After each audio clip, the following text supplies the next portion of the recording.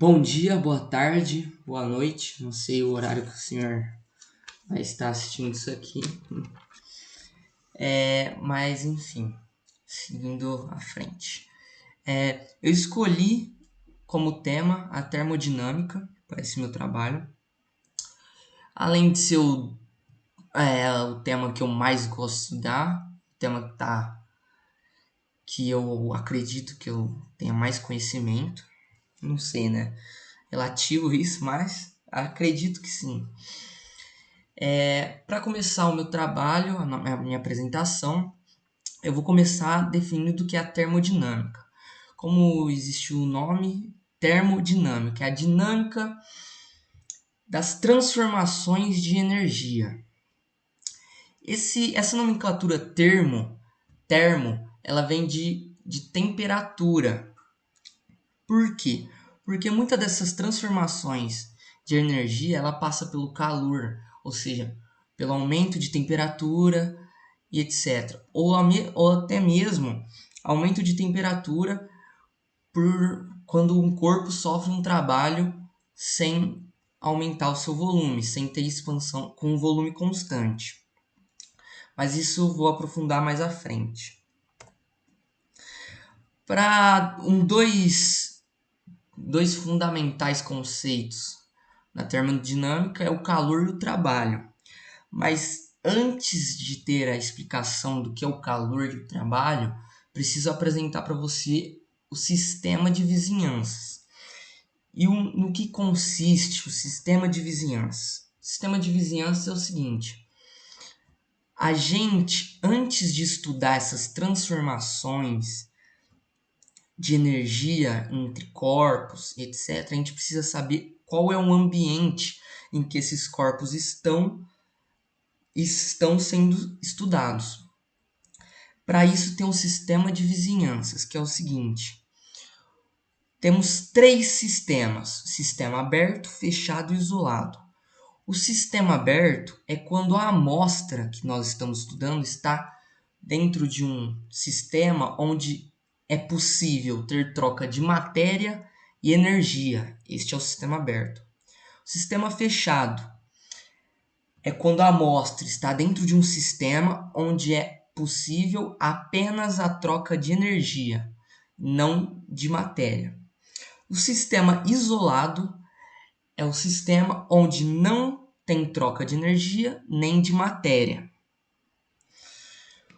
Dado isso, agora a gente pode caminhar.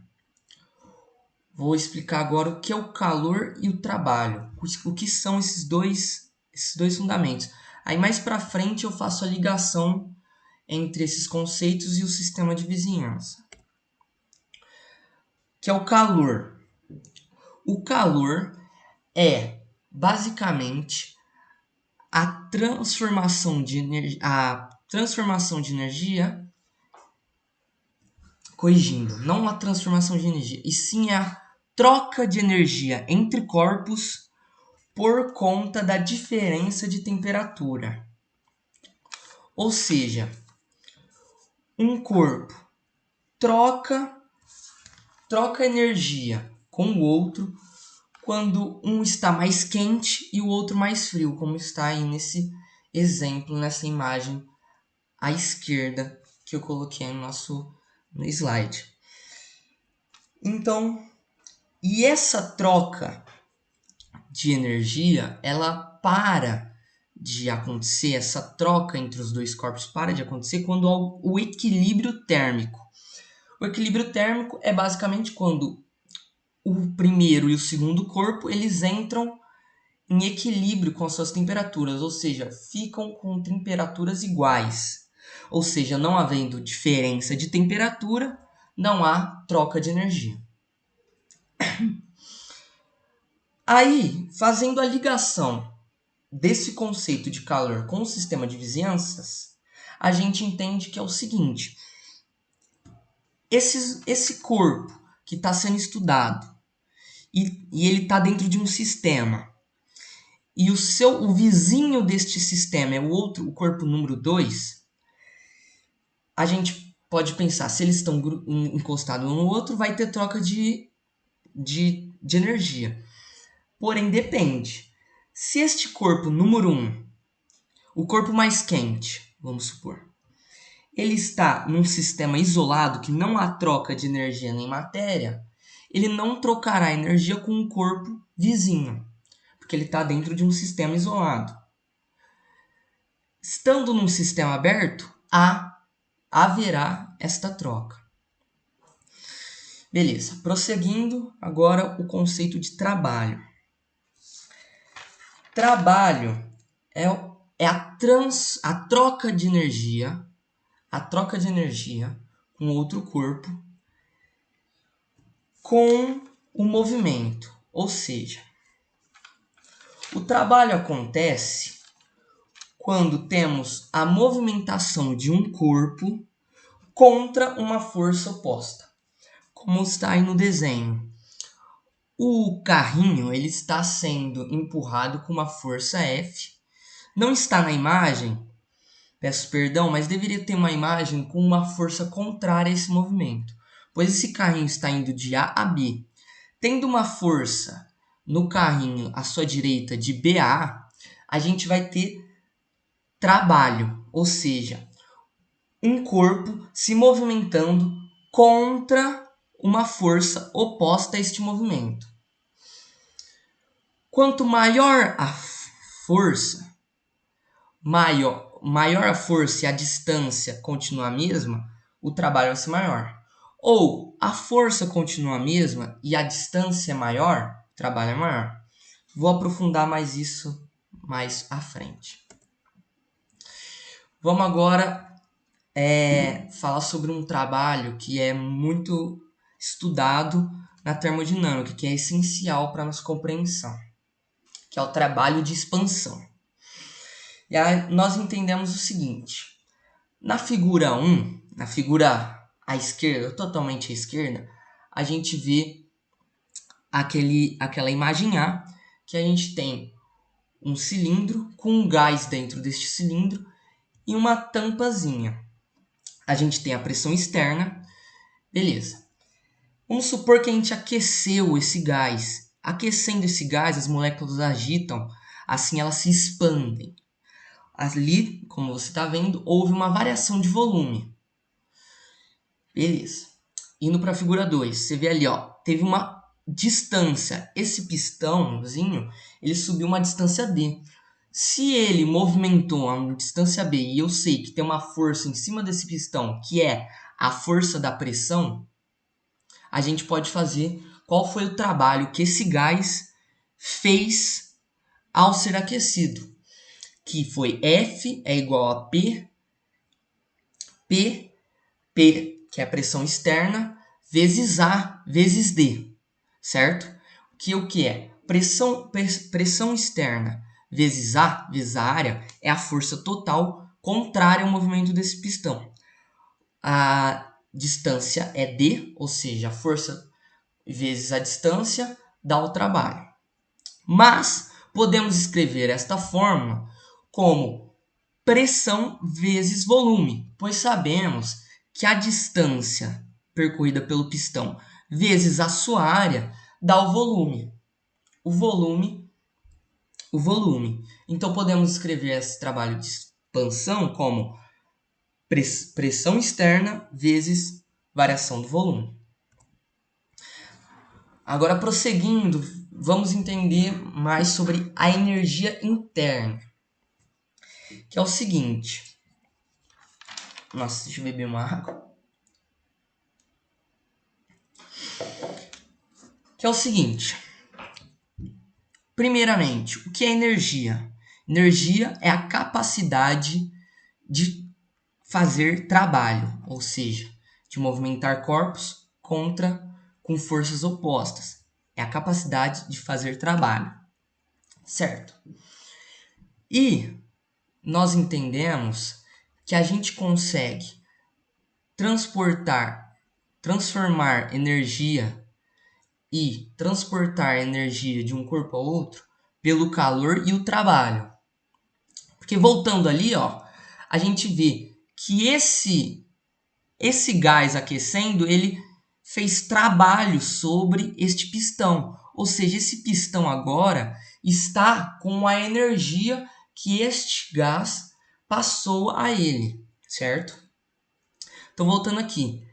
E a energia interna, nada mais ela contabiliza essa variação de energia interna, ou seja, se eu sofri trabalho ou eu recebi energia de forma do calor, a energia interna contabiliza isso. E ela contabiliza como? Variação da energia é igual ao calor recebido ou perdido mais o trabalho sofrido ou trabalho realizado. Realizando o trabalho, esse trabalho vai ser negativo. Recebendo o trabalho, essa energia vai ser positiva. Transportando calor, esse calor vai ser negativo, esse valor vai ser negativo. Recebendo calor, esse valor vai ser positivo. Beleza. Função de estado. Função de estado significa o quê? Que essa fórmula, variação da energia interna, ela é uma função de estado, porque ela contabiliza a energia recebida independente da forma como essa energia, da forma como esse corpo recebeu a energia. Um exemplo de função de estado é a altitude, que aqui nesta imagem você consegue perceber. No caminho em laranja, vamos supor que uma mulherzinha, ela subiu essa montanha neste caminho em laranja. Ela fez esse caminho, parou no B, a sua altitude vai ser X nesse ponto B. Agora, o homenzinho subiu pelo azul e ele parou em B. Mesmo tendo um caminho totalmente diferente da mulher, o seu ponto final é igual ao ponto final da mulher. Ou seja, eles terão a mesma pressão. E é isso que quer dizer a variação da energia interna ser uma função de estado. Independe de como conseguiu a energia. Ele conseguindo uma quantidade X de tal forma, ou conseguindo a quantidade X de Y forma, independe, ele vai ter a mesma variação de energia, ou seja, vai ter o mesmo estado energético que o outro corpo, mesmo tendo o mesmo valor. Para encerrar a minha apresentação, eu encerro em entalpia, porque passando do capítulo de entalpia, as próximas questões são de termoquímica. Então, por isso que eu vou parar aqui. Vou dar só até aqui nessas explicações, certo, professor? Então, beleza. Para entender entalpia, eu vou pegar aqui a minha colinha para dar uma definição melhor, que é o seguinte. É uma definição que eu resumi do meu entendimento, né? Que é o seguinte. A entalpia é uma fórmula de calcular a variação de energia em pressão constante, considerando a perda de energia em trabalho feito pelo gás durante a transformação, deixa eu ver aqui, a transferência de calor, durante a transferência de calor. Beleza. Vamos imaginar um gás. Esse gás recebendo calor, certo? Então, não, vamos antes capitular aqui.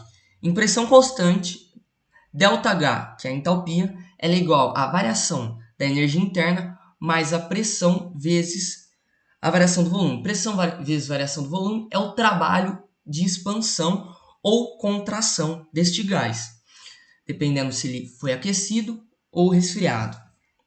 Então vamos lá. A energia interna, ela é o calor mais o trabalho exercido por ela, por esse gás, ou realizado neste gás, né? Beleza. Vamos lá. O trabalho deste gás, supondo que ele recebeu uma energia, ou seja, recebeu calor, ele aqueceu. é um trabalho negativo, pois ele expandirá e perderá energia.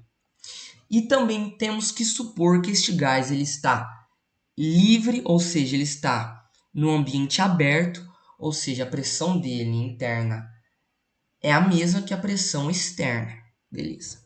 Este gás expandindo, ele faz um trabalho de pressão externa vezes o volume que ele expandiu.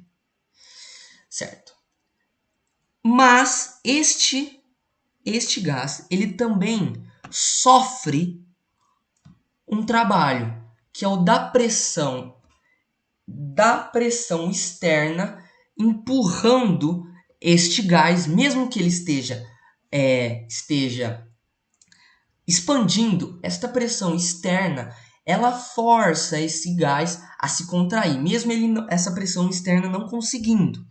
Então essa força, ela realiza um trabalho que é tentar movimentar esse gás, tentando contrair ele, ou seja, uma movimentação contra uma força que é a da pressão interna. Ou seja, esse gás ele também sofre um trabalho que é pressão interna vezes o seu volume. Beleza.